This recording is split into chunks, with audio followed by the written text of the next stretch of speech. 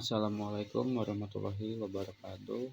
Perkenalkan, nama saya Maulana Sugandoro, NIM saya 1872050018, prodi saya Pendidikan Ekonomi kelas A, dan di sini saya ingin memenuhi proyek UAS saya dengan mata kuliah Manajemen Keuangan, Fakultas Ilmu Pendidikan.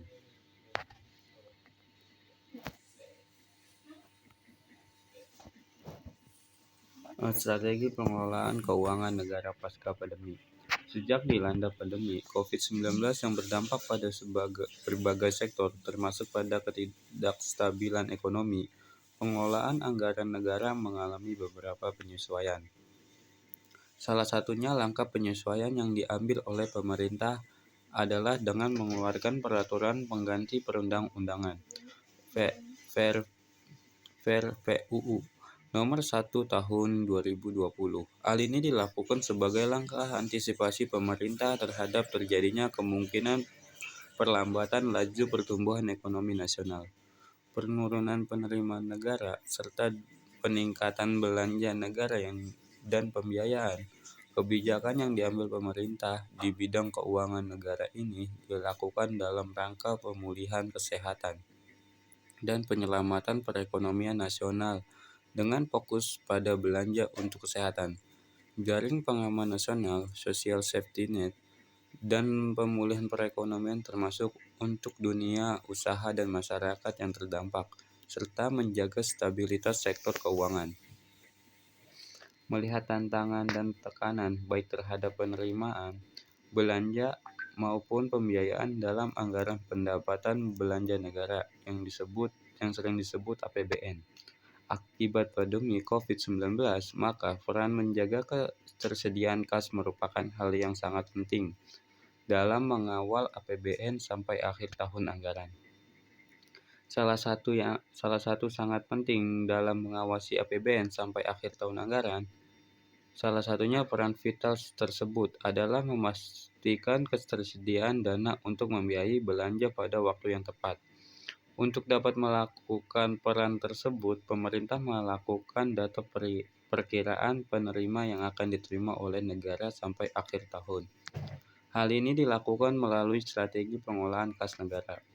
Pengelolaan kas yang efektif merupakan langkah awal bagi terwujudnya kualitas pembangunan Indonesia yang baik dan berkelanjutan. Fungsi utama dilakukannya pengelolaan kas adalah mengontrol belanja pemerintah, mengoptimalkan idle cash, dan meminimalisasi biaya yang harus dibayar oleh suatu lembaga keuangan atas pengguna uang yang sumbernya dari pihak lain. Cost of fund. Dana pemerintah dalam mengolah kas negara, sinergi antar unit eselon 1 kementerian. Dalam hal ini, Direktorat Jenderal Perbendaharaan (DJPB) yang berkedudukan sebagai pengelola kas pemerintah berkoordinasi dengan Direktorat Jenderal Pengelolaan Pembiayaan dan Risiko (DJVR). Koordinasi sangat penting dilakukan karena berkaitan dengan penggunaan kas dan pengelolaan utang yang berhati-hati untuk mempermudah koordinasi dan menurunkan risiko inefisiensi anggaran, pemerintah menerapkan TSA atau rekening tunggal perbendaharaan. TSA adalah suatu rekening yang digunakan untuk melakukan pengelolaan penerimaan dan pengeluaran negara, di mana saldo kas penerimaan dan pengeluaran tersebut dikonsolidasikan dalam rangka transaksi keuangan pemerintah. Selain memberikan manfaat bagi kebijakan fiskal, penerapan TSA juga dapat membantu Bank Indonesia (BI) dalam melaksanakan operasi moneter dan pengendalian stabilitas suku bunga.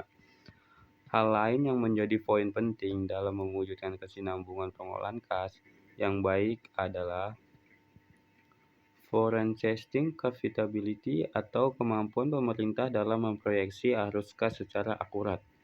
Pendekatan yang dilakukan dapat berupa pendekatan bottom up melalui perencanaan anggaran satuan kerja (Statker) maupun top down melalui jaringan informasi dalam forum Cash Planning Information Network (CPIN), yakni sebuah komite yang terdiri dari berbagai direktorat di Kementerian Keuangan. CPIN digunakan untuk perencanaan kas di luar sistem perbendaharaan dan anggaran negara (SPAN), yang mencakup unit eselon 1 di Kementerian Keuangan seperti DJPR, PPR, DJV, DJBC, DJPK, DJKM, DJPB, dan DJA.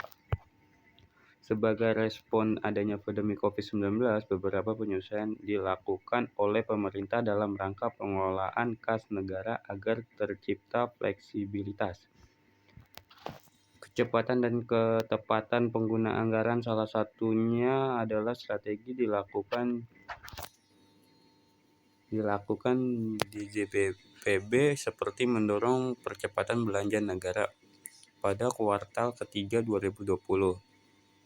Untuk meminimalisir terjadinya over liquidity, selain itu juga dilakukan strategi forecasting yang difokuskan pada 3 hal, yaitu ketepatan waktu arus, kas masuk, ketepatan proyeksi pencairan dana pengeluaran pemerintah, dan pengendalian saat terjadi cash mismatch atau kekurangan kas jangka pendek akibat ketidaksesuaian antara arus kas masuk dan arus kas keluar.